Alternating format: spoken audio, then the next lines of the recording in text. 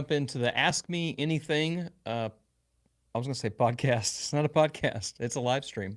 We are live streaming today across all kind of platforms: LinkedIn, YouTube, Facebook, you name it. So I don't know where you're watching from, but wherever you are, hello.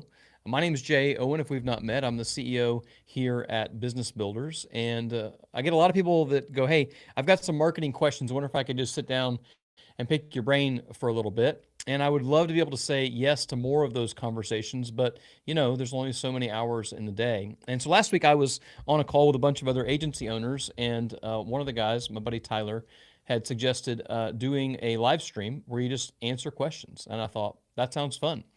We mentioned that Friday. Today's Monday. And so I'm doing it because I like to take action on ideas. I would encourage you to do the same. It may or may not go well, but if it helps even one person, then I consider that a success. So thanks for being here today. I'm going to do my best to keep up with questions that come in across different platforms. Also, had quite a few people send in questions ahead of time. And so I'm going to use that as kind of my pool of questions. If I don't get any live questions directly inside of the chat, or maybe I don't see them, no problem either way.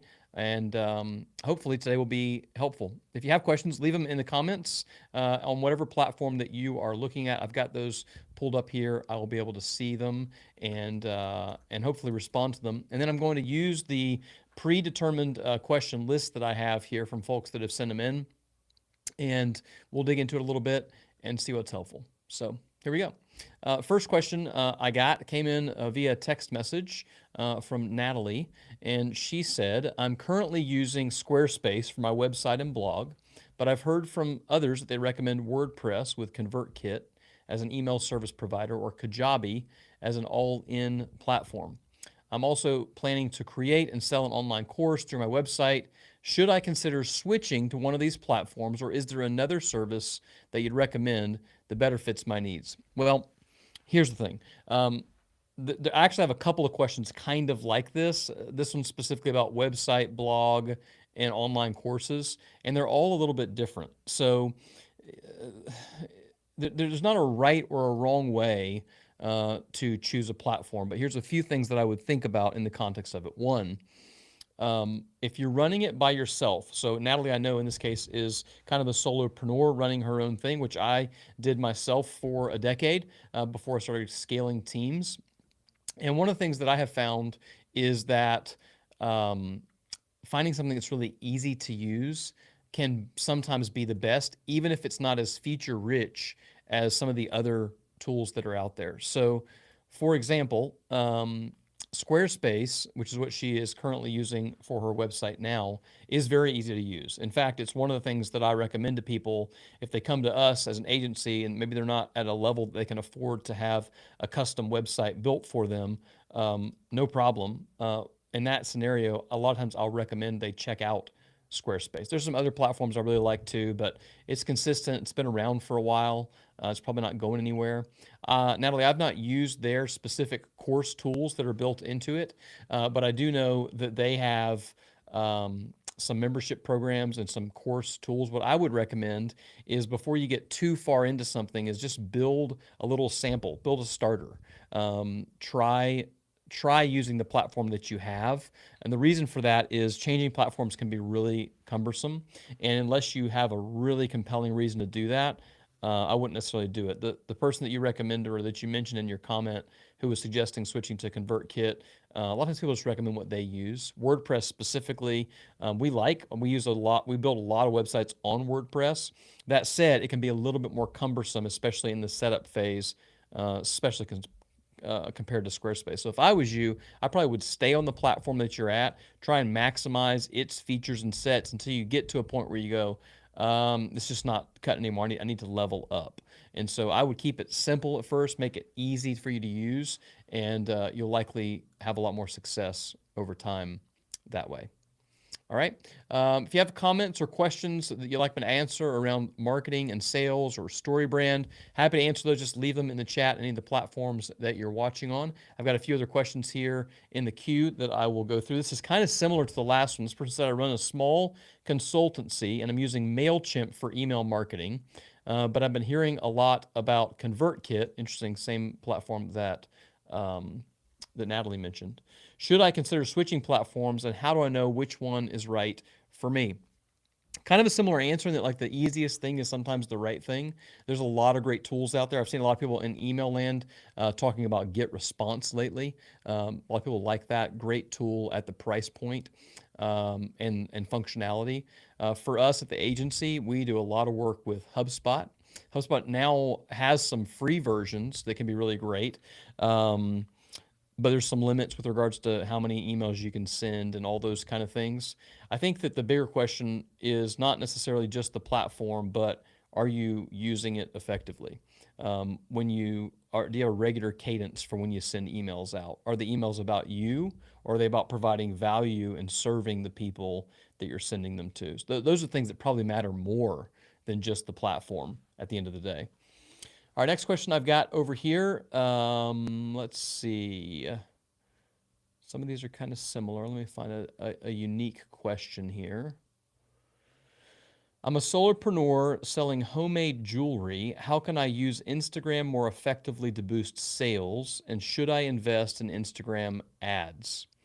Great question. Here's what I would do if I was running a homemade jewelry business.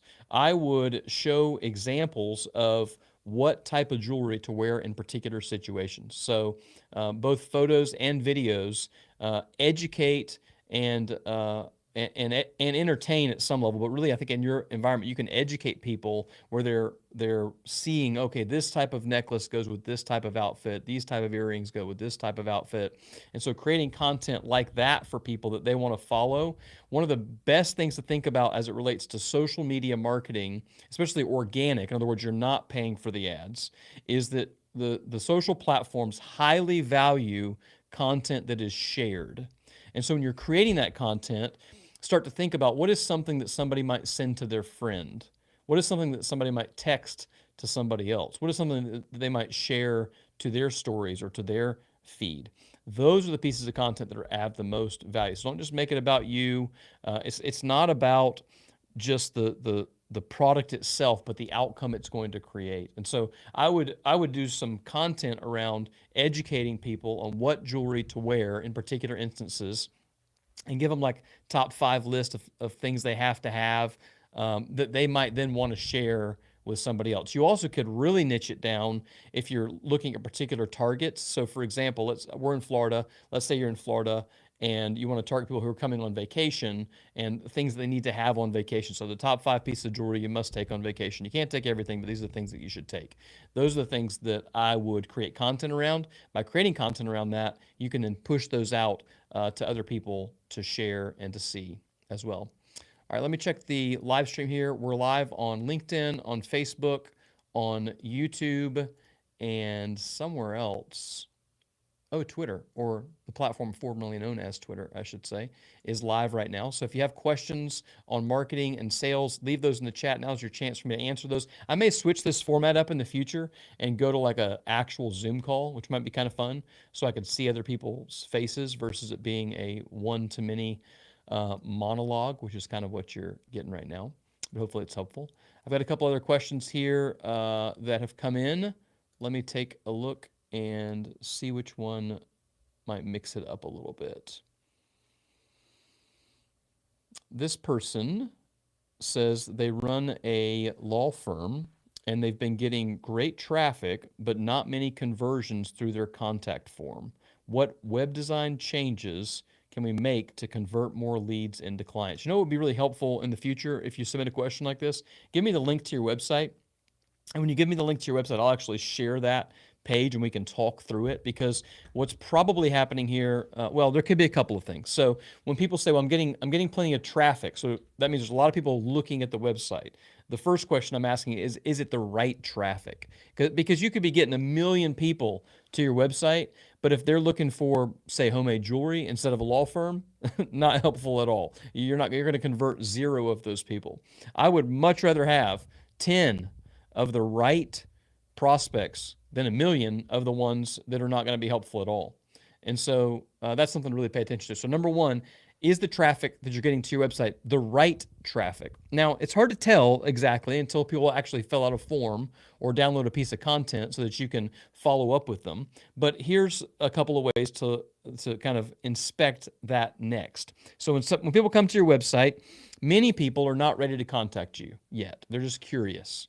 They're searching to solve a particular problem, and they're not quite sure if they want to request a quote or schedule a consultation, because those are high barriers of entry. And so what you want to do is you want to educate those people. You want to draw them in. One of the things I talk about a lot on the sales side is people are always in one of three buckets. They either don't know they have a problem, they know they have a problem, but they're not sufficiently disturbed about it to take action. That's most people, especially most people visiting your website. Or they know they have a problem and they're sufficiently disturbed about it to take action. So instead of relying just on them filling out your contact form, give them something. So depending on what type of law firm you are, and I don't know from this question, but depending on what type of law firm you are, I would create a piece of content that they could download. Top 5 things you need to know about as it relates to contract law. Things like that are things that I would look at and dig into. Other things that I would pay attention to would be gathering their email address without trying to gather a bunch of other stuff. So one of the mistakes people make sometimes is on a contact form, they will have all this information around that they want to collect from the client. And the problem is that the volume of information you're asking is restricting the number of people that are actually going to download it, right? So think about this for yourself. If you have a big form you've got to fill out, like at the doctor's office or something, it's like, oh my gosh, there's 50 fields I've got to fill out on this thing. And if that's what your contact form looks like, many people will not finish it. They'll start it and they won't finish it. And so the question becomes, how do you limit the amount of information initially as small as possible? And really the lowest hanging fruit is just get their name and their email address, or name, email address, and phone number, or email or phone number, right? Because either one of those you can follow up with them. So it depends on what your follow-up mechanism is. If you want to be a little bit more aggressive, having a phone number is better, because connecting with somebody on the phone is more personal and more direct than sending them an email, for sure. But I want to collect their email address. So when somebody lands on your website and you think, well, I'm getting plenty of traffic to my website, but nobody's filling out my forms, you got to ask 2 questions. 1, is it the right traffic? And number 2, have I created an easy on-ramp for them? What we call a transitional call to action. So a direct call to action would be buy now, shop now, schedule an appointment, book a consultation, something like that. A transactional call to action would be something like, hey, download this PDF on the 5 things you need to know before you hire a attorney, whatever the case may be. And the more niche and the more specific you can make it, the better it will be. So that hopefully helps answer that question as it relates to traffic on the website. You're getting plenty of traffic to your law firm website, but it's not converting into contacts. The other thing that can be true, just to answer a couple more things that relates to that question as I thought about it, is how the website looks. If your website doesn't look at a high quality or a high caliber level, I would say design builds trust, but words are what sell. And so ultimately what I want to do is create an environment where people go, this looks awesome. And then when I read it, it makes me compelled to take action, right? I understand that you know what my problem is, and you're going to help me solve that problem. Ideally in some kind of unique or differentiated way from somebody else, so that you're not just a cookie cutter in the process. All right, I hope that helps as it relates to what to do when driving traffic to your website, but you're not actually getting the number of contacts or conversions that you want. I'm just checking through the platforms here. We're live on LinkedIn, live on Facebook, and live on YouTube right now. I've got a couple of comments, a couple of questions here on my list that I will go through. If you have other questions, you can leave them here. Christopher just asked this question on LinkedIn Live. He said, what's your recommendation on how to create a client persona to then assist creating targeted content? Great question. So let's define our terms a little bit. A client persona is basically kind of creating a personality default for who your customer is. So maybe your customer is Bob the bodybuilder, and he's a 32-year-old male who has two children and spends most of his time in the gym. Right now, it's going to be more specific than that. You're going to ideally go to what's that person's income class, what part of the country do they live in, what kind of things that they like. So you can be as detailed as you want in that buyer persona. And then how do we assist in creating targeted content? So the reason that persona matters, based on Chris's question, is that the content that we're creating, the more specific it is to the person that we're talking to, the more likely it is that they're going to buy. So I'll give you an example. We are working on a webinar series right now, specifically designed to help churches and ministries grow online. Now, I could just have a generic webinar where I talk about growing an organization, but when I make it about churches, it's more specific to them, and so I'm more likely to get those people to sign up. Specifically, I'm looking at probably executive pastors or leaders or marketing leaders inside of larger churches that we can help. So that's kind of how that works. And Chris, the other thing I have is there's a great tool that HubSpot puts out called the HubSpot Persona Creator. Let me find a link to it real quick here. And I'm going to put that link in the chat over here on LinkedIn Live, which is where Chris is looking at the content from.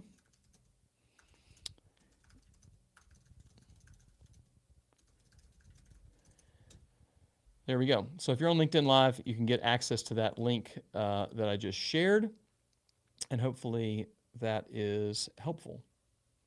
All right, let's see what other questions we have got here. I'm checking different platforms here. I got YouTube up, I got Facebook up, I've got LinkedIn up. If you're watching on any of those platforms, please feel free to drop your questions in the chat. And also let me know if you would rather do kind of a dial-in call setup. That might be kind of fun, where we actually have people on the screen versus me just reading questions. So if that sounds like a good idea to you, let me know that in any of the chats that you are watching as well. And I'll jump to another question here on my list. I run a church and we want to start live streaming services. How can we make sure this helps us reach more people without requiring a huge investment in equipment and marketing? Great question. I think live streaming services is extremely important. There's all kind of varied opinions in church land sometimes about whether that really is church or not. I'm not going to try and get into the details of that on this call, although it'd be a fun call to have. Instead, we'll talk about the specifics of it. So yes, you should live stream. I think you're missing a huge opportunity if you're not. In fact, I would say you're even being negligent in your responsibility if you're not live streaming. The lowest hanging fruit, in my opinion, is to live stream to YouTube. Now, you can live stream to many other platforms, but YouTube is the #2 search engine in the world. It's the #1 video platform in the world. And so it really is the place that you want to be as it relates to streaming services. And the good news, it doesn't cost anything. So you may need better camera equipment, depending on what your camera setup is at your particular church. And I'm not going to spend a whole lot of time getting into that today. But the actual software out there, like for example, I'm using Riverside FM to stream to right now, and it is it's completely free. No, it's not actually. The live stream version, I take that back. The live stream is like $34 a month. So it is great and really easy to use for one-on-one live stream like this. I don't know if you can use it for a church. We use at the Church of 1122 a product from called Church Online, and it has worked really well for us too. All right, I'm just checking through some of the chat over here. Looks like there was a LinkedIn live stream setup that's not quite streaming properly, but the main one is that is shared on my page, so we'll give that a try. And let's see what else I've got here today in the questions. I'm in charge of marketing for a small SaaS, that's software as a service, if you're not familiar with that term, company, and we're about to launch a new feature. How can we leverage content marketing to build excitement and drive user adoption? Great question. So here's what I would do as it relates to building content. This is true for just about anybody in just about any industry. I realize it's not niche or specific, but it is true. People ultimately are trying to solve problems. That's why you're in business. You're in business to help other people solve their problems. In fact, whatever solution that you're providing, ideally, is more valuable to that person than the money that they're going to give you. That's how it works. Otherwise, why would they give you their money? They're giving you their money because the solution that you have is of more value to them than leaving their money in the bank, right? And so what we want to do is create content that helps illuminate that reality. And so one of the lowest hanging fruits that I love, there's a good book called They Ask, You Answer. And in that platform, it has this framework that I'll overly simplify, but the idea is basically come up with what are the questions people are asking and then film that content. So this is actually something we do for clients all the time. We'll come up with what the top 12 questions are that their clients or really their prospects are asking. We'll film short little videos of people answering those questions, and then we will broadcast those across many different platforms. So you'll video it in a particular bucket and then broadcast it across many channels. And so that's a really easy, low-hanging way to create content, is to just answer the questions people have. And then you take that one video and you share it as a blog post. And then you take that blog post and you turn it into an email. And then you take that email and you turn it into social media posts. And now that one question video has become a multiplied piece of content across many channels that can reach many different people depending on how they like to learn and be educated. And the beauty of that is, it doesn't take that much extra work, especially now with AI tools that are out there. There's this great tool that I like called Cast Magic. It's Cast, C-A-S-T, magic.io. And you can upload an audio file, for example. It'll produce all this separate content for you. It'll create a newsletter. It'll create social posts. Really easy way to multiply content across many different channels. All right, let's see what else we've got here. I had a couple people that had issues with the live stream on LinkedIn.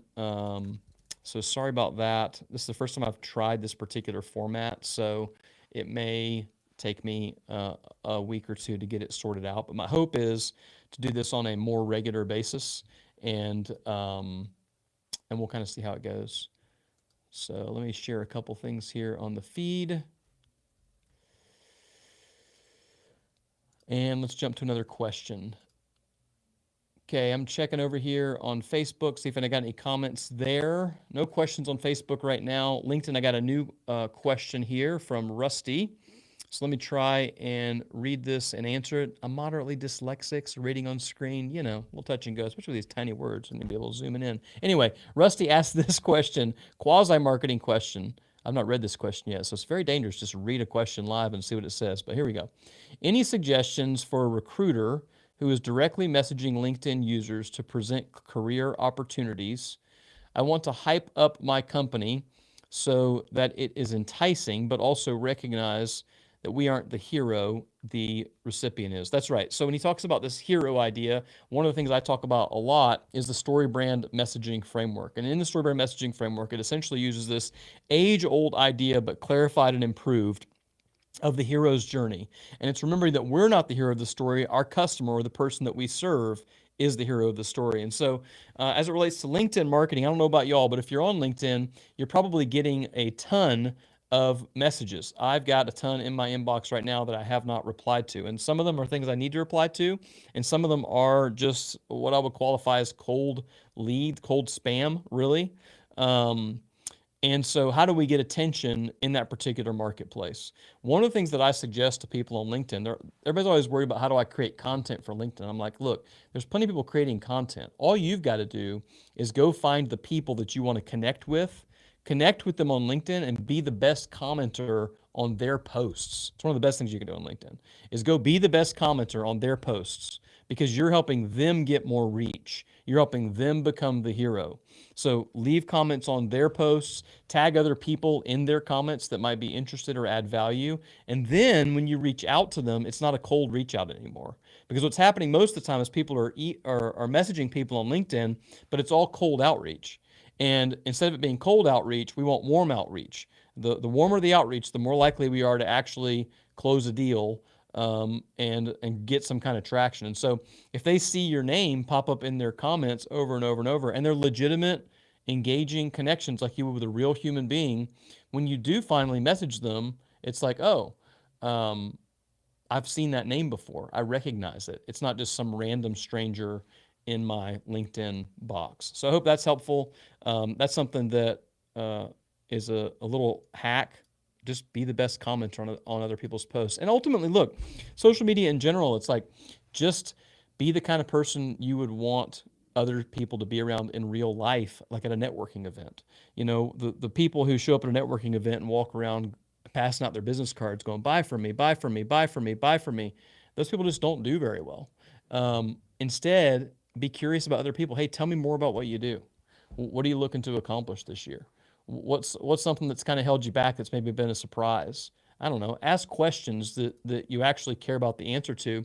And then all of a sudden, who knows, you'll actually have a relationship that you can gain some kind of traction with and move forward from there. So, Rusty, I hope that was a helpful answer to your question. And anybody else, feel free to leave questions. We got a couple of questions here on Facebook. On LinkedIn. Looks like I've answered all of those so far. Let me check the other platforms, and then I'll go back to my list and see if some of these questions maybe apply to those of you who have not asked questions, or maybe you're watching this on replay and so you can't ask questions live. No problem. Let's see what we've got going here. This one says they're a founder of a fitness app and they're seeing lots of trial signups, but not many conversions to paying customers. How can we improve our user onboarding process to increase retention? That like falls probably a little bit more into the software as a service customer retention side than it does sales and marketing, but I'll do my best to kind of try and help anyway. When I sign up for a trial for something, and I do this a lot, I'm like a software junkie, if you will. I love to sign up for free trials. Is a lot of times people they just don't get into it, and if they're not using it on a regular basis. So if you can gamify it in some way, create notifications, create follow-ups, create a place where people are engaged in community to come back, and then ultimately, like good old-fashioned sales, like have people that are following up with them. It can be automated at some level, whether it's emails or then eventually phone calls. But how bad do you want to keep the customer? And if you want to keep them bad enough, you'll build a relationship with them, prove value. And the question then becomes, what is causing them to quit? So if somebody's quitting that app, it's obviously not solving their problem, or at least they're not using it enough to solve their problem. So I would get some feedback and follow up with them afterwards as well and see what's going on there so that maybe you can solve some kind of usability thing within the app. Hope that's helpful. Got a new question over here on LinkedIn. Seth asks, in the middle of a career change from ministry to marketplace, if marketing is an area that I pursue, what are some trainings, certifications, or places to start building my resume to land a job? Great question. Marketing is an ever-changing, crazy beast, but one of my favorite things that's available to most people is HubSpot certifications. HubSpot is a marketing automation tool that is one of the most popular tools in the world. I'll drop a link to that in the chat here on YouTube. And I'm sorry, on YouTube. I got too many platforms open right now. A link in the chat on LinkedIn, that is. And the HubSpot, let's see if it'll let me post this link. There we go. The HubSpot Academy is a free service where they have tons of content. Now, some of the stuff in there is specific to HubSpot. I mean, it's all specific to HubSpot because they built it themselves, but it's not just about using their software. It is about learning marketing as a strategy. The other thing that I love, which I will put a link to as well, is there's a platform that Donald Miller has called Business Made Simple, and I will give you a link to that here. There's some great content inside of there around StoryBrand, which is a framework that we use at our agency all the time to help people get attention and acquire customers. So I would check out both of those platforms. The HubSpot Academy one is free. The Business Made Simple one has some cost to it, but it's still very affordable as it relates to, what people pay for education these days. And honestly, well, I'm not trying to get into that too much, but a lot of education out there is not as valuable as maybe it could be or should be. But those particular tools that I put on there are actually practical. Our teams, in fact, use these every single day. Like when somebody joins our team at Business Builders, one of the things that they'll be required to do is to complete courses inside of both of those training platforms. So I have put a link to both of those inside of LinkedIn. So if you're watching this on some other platform and you want to get those links, just jump over to LinkedIn, search for Jay Owen. You'll find this live stream happening there, and you can grab the links to those trainings. Hopefully they're helpful. They have been helpful to me and to our team. All right, let's see what other questions we've got inside the live stream here. LinkedIn, I'm looking at you. Facebook, checking over here, and YouTube. Also have a list here that I'm still working through. Let's see what we've got. Okay, this person said, I am the founder of a career coaching business, and I'm struggling to differentiate myself from competitors. How can I use storytelling to make a brand stand out in a crowded market? Here's a couple things I would say as it relates to storytelling. And then Noah, thanks for leaving the comment in the thread over here on LinkedIn. I'll come back to that question in a second. Differentiation is not about one thing. It's almost always multiple things. So for example, at Business Builders, one of the things we talk about is we differentiate the business in three categories or three kind of primary areas. One, we've had 25 years of growth success. So I started this business in 1999. I was 17 years old. We've grown for 25 years in a row. There's one little year in there where we're a little bit down, full transparency. But in general, we've grown every single year from a couple $1,000s to a multi-million-dollar agency. That's a differentiator, but there's a lot of folks out there. I personally know many people who have been in the agency business for over 20 years and scaled from, a few thousand to millions of dollars. So it's not that different. The second piece, though, is that we're a StoryBrand certified agency. We're one of the longest standing StoryBrand certified agencies in the world, highly involved in that community. That's had a big impact on us. So not only have we had 25 years of growth experience, we're also a StoryBrand certified agency. And the third one is we're HubSpot Platinum partners. What does that mean? Well, HubSpot's one of the most recognized marketing and sales platforms in the world. Incredible tool to use. And our team has proven success over time with many clients, so much so that we've been awarded the Platinum partner status with HubSpot. So any one of those things individually doesn't make a standout. There's probably hundreds of people who qualify in any one of those categories. But I'm going to put them all three together. There's only a couple agencies in the whole world that qualify in all three of those categories. 25 plus years of success, StoryBrand certified agency, and HubSpot Platinum partners. I think there's only two or three companies that actually fit all three of those. So I would go, what are the categories? What are the niches? What are the areas that I could focus and narrow down in that would create a big impact and create focus so that people go, oh, you seem different than somebody else. It's also relational. In the coaching business especially, it's about relationship. Building a relationship, creating rapport, and people going, I want to work with Susie. I want to work with Sam. I want to work with these people. It has a huge impact. You can't understate it in that particular market. All right, going to the question over here in LinkedIn chat. Noah says, in regards to growing social media, is it worth it to run ads specifically using Meta? If so, is there a secret to generating a successful ad? That's a big question. I probably can't answer all of it today, but I'll dig into as much of it as I can. So, Meta, for those of you who don't understand the platforms, Meta owns Facebook and Instagram. So those are the primary vehicles that we're talking about. They're Facebook and Instagram. Their ad platforms are now run together, which is great. And a couple things I would say inside that platform. It depends on if ads are worth it. It depends on what we're trying to do and who we're trying to target. Are they worth it? Yes. Yes. Otherwise, those companies wouldn't be worth the billions of dollars that they're worth. They are showing return for some people. Can you also light your money on fire and it not return the result that you want at all? Yes. And so I personally would not run ads all by myself. I wouldn't do it. And I've been doing this stuff my whole life. We have teams of people who run these type of ad campaigns. I also would say you've got to be willing to invest some money in trial and error, because that space is all about testing and seeing what works. Sometimes something works, sometimes it doesn't, and it's constantly changing. So it's not like there's this secret formula that if applied, it all works really well. I'd love to say that was true, because I would create a little course and make $1 bajillion off of it, but it's not that simple.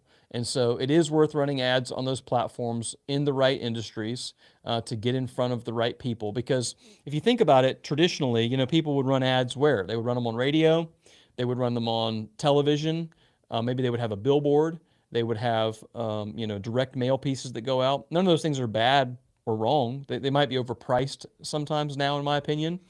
But all social media is just a new avenue for that. It's a new avenue for radio and television ad placement, essentially.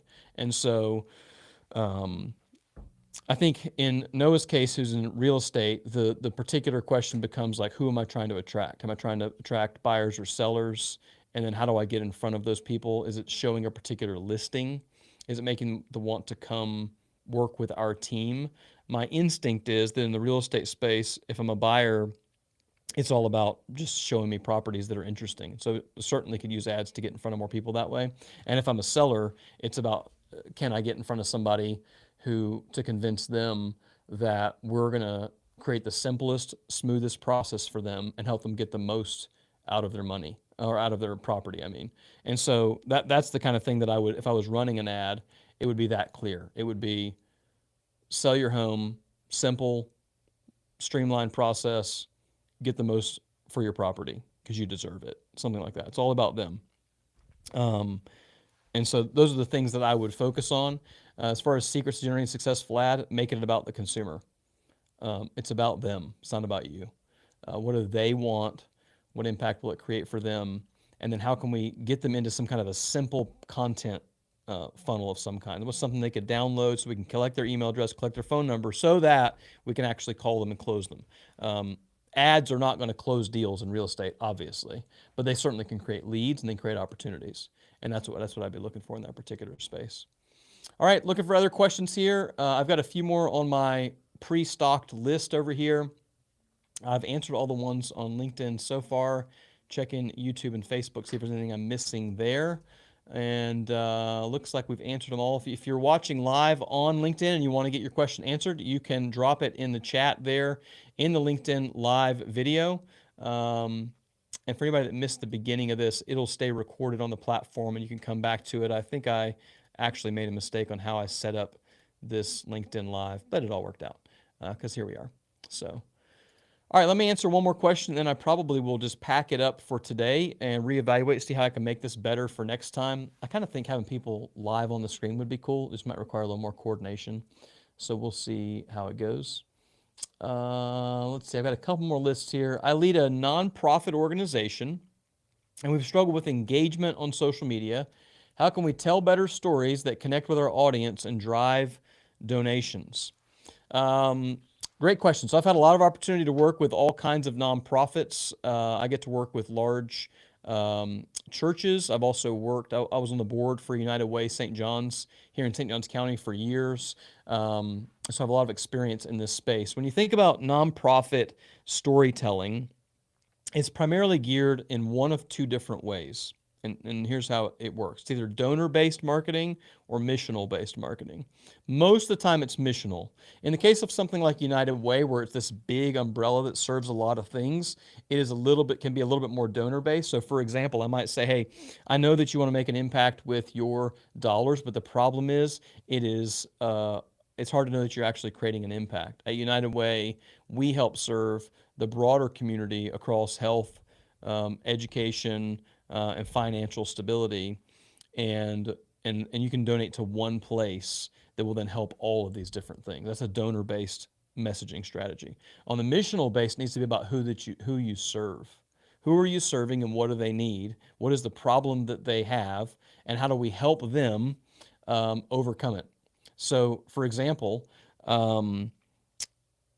we have done some work with a group called Hunger Fight out of Jacksonville, and they help with books and food for kids who need books and food.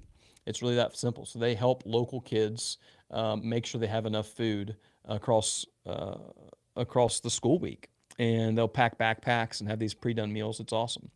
And so one of the things that we do with them is we'll think about who the customer is, or who they're serving, I should say. And they're serving kids who don't have enough to eat. And so we start with that character, and we go, what do they want? Well, what they really want is hope for the future, but they also want stability in their life, and they want to not be hungry. Like, it's that simple.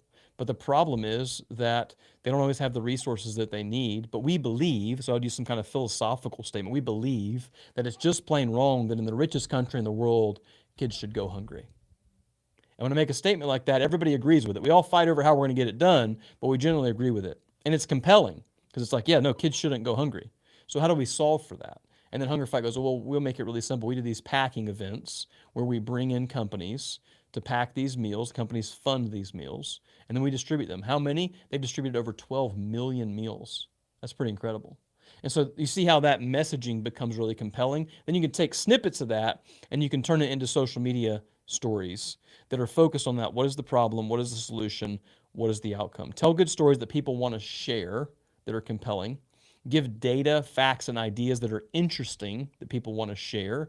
Not just interesting, but compelling to get them to take action. For example, one of the things they use on their website, I remember this specifically because it was so compelling, is that 1 in 4 kids in most communities don't have enough food for the week. That's a compelling idea in the United States of America. It shouldn't be like that. How do we solve it? Well, they're one of the organizations that is working to solve it. So I hope that is helpful. Let's see, a few other little comments back and forth here on the LinkedIn live chat. Some more resources getting shared. So if you're watching on a different platform, Facebook, YouTube, Twitter, the platform formerly known as Twitter, that is, jump over to LinkedIn because there's some resources that we put in the chat over here. And I'd love to hear your comments as we go. If you watch this later, how could we make this better? My purpose in doing this call is basically to help answer questions that I wouldn't normally otherwise have time to answer, and to try and do it in a group format so that when I answer a question for one person, it actually helps many people. So that really is the goal.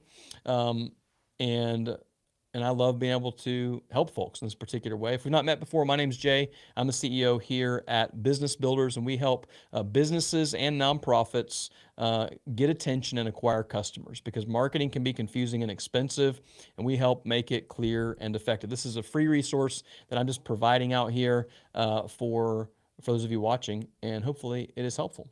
If not, well, you can just keep on scrolling. Or give me some feedback, which would be even better, and I'd be happy to make it better. So anyway, I'm going to go ahead and wrap it up today because I think I have answered all of the open questions that I have for now. And I appreciate you sticking in here if you've been watching. I hope it's been helpful.